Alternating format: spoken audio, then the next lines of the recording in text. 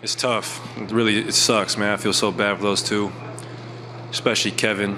I don't know the extent of his injury, but that's never fun, man. For him to put his health on the line, to come back and compete at the highest level, he's one of the best to ever do it. I want to try to win this for him. We miss him. We just hope him a speedy recovery. That's our brother, and it's honestly, to be honest, it's very deflating. It's hard to even celebrate this win. Right here in the front. USA Today Sports. You mentioned how deflating it is. How do you guys press on from here emotionally? We do it for Kevin. We do it for Kay. We know I can tell you this, he wants us to compete at the highest level. And we'll think of him every time we step on the hardwood. Next question, list side towards the middle. Shai Davidi from Sportsnet. Klay, coming back from your own injury, when you saw Kevin go down there, did you think about your own status, the risks that you'd been taking in this series? No, I just keep pressing on. You can't be out on the court thinking of, I hope I don't get injured. That's when you get injured. So for me, I just try to refocus, man, but that was very deflating.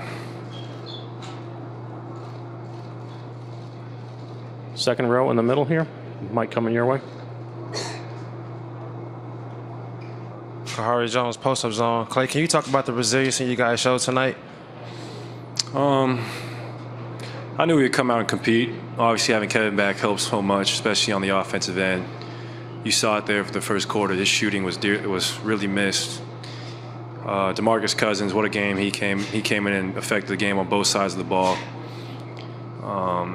Steph with those timely threes and just his ability to keep shooting even when he sees a lot of misses. He doesn't care. He's the best shooter ever, so he's never going to lose confidence. But I'm very proud of the way everyone fought tonight. Even going down 6 with 3 minutes left, their ball, we didn't panic. We just do what we do. Mark on the right. Klay, Mark Schwartz, ESPN. When Kevin goes down in a game like that, what impact does it have on you on the floor as you try to win a game for him? It honestly inspires you to play harder, knowing your best player can't be out there. You think of him every time you dive for a loose ball or go for a rebound, because I know him and I know how bad he wants to be out there. That's why he was out there. And it sucks. I feel so bad for him, his camp.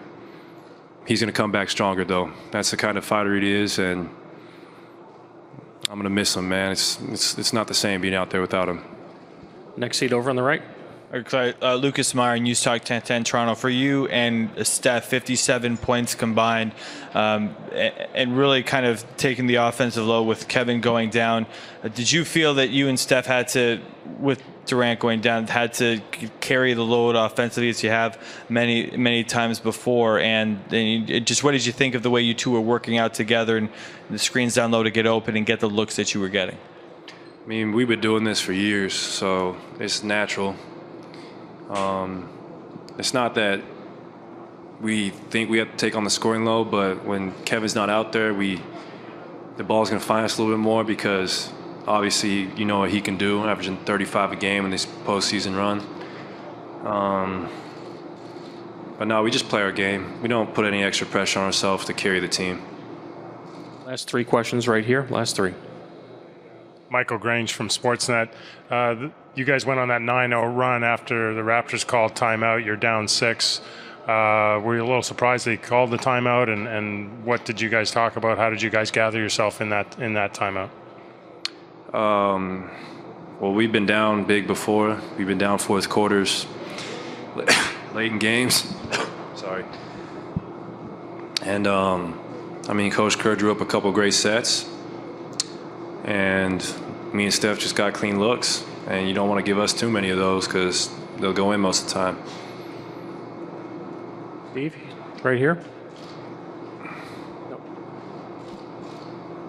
Steve Ashburn, NBA.com. You guys outscored them 9-2 over those final 3 minutes or so. How much in that stretch are you thinking stops as opposed to shots? And that building was ready to boil over. Do you take some motivation or satisfaction in just hushing things up? Yeah, our goal is to get them back on the plane, get them back to Oakland. We owe our fans one more game in Oracle. And I'm sorry, what was the first part of the question? Oh. Versus shots. I mean, when you're on the defensive end, all you're thinking is press up on your offensive player and crash the board as hard as possible. We're not even thinking about scoring when you're on that side of the ball because you just got to take it one play at a time. But when we got back on the other side of the ball, we just wanted to get Steph in a pick and roll, and if they doubled him, just find the open man, and luckily we found each other. Last question here in the next row back. Hi, Klay. Left side on the left side of here, please. All right. So Kevin used to say people being wanted to separate him and you guys, and he always got hit, and he always the target. Do you think today is finally show that you guys actually together as the team? I don't think today showed. If anyone watched the last 3 years of basketball, you saw this man was the Finals MVP back-to-back.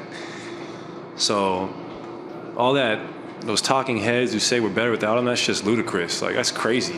This is the best player in the world. You could put him on the 30th best team in the league, and that team will make the playoffs. That's how talented he is. So we don't even pay any of that no mind, because with him, we are really I believe, one of the greatest teams to ever play. Without him, we're a really good team, but you throw Kevin Durant out there, like I said before, one of the greatest ever. So we don't pay that any attention because that's just stupid.